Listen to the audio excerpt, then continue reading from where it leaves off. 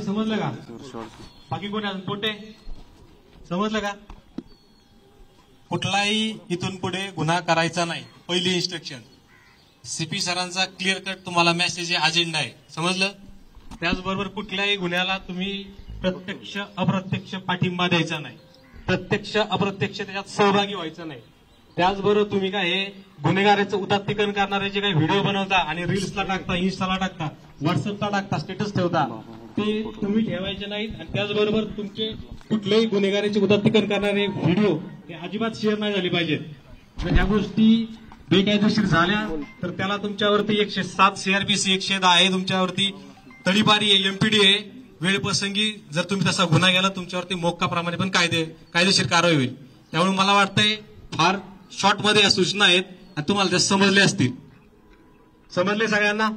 हातवरती करा, हातवरती करा. का समजले का? नाही समजले कोणाला?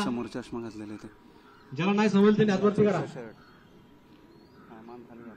त्याच्यामुळे हे परत सूचना ह्या लास्टच दिल्या जातील, आता परत सूचना दिल्या जाणार नाहीत. आणि कुठलंही काही रील्स आणि ह्याच्यामध्ये जर कुठलंही गुन्हेगारी उदात्तीकरण करणारं कुठलं व्हिडिओ आणि काही कृत्य झालं तर तुम्हाला पूर्णपणे कायदेशीर कारवाईला सामोरे जावं लागेल. एवढ्याच आमच्या 4-5 सूचना आहेत, तुम्ही ते फॉलो करावं लागतील.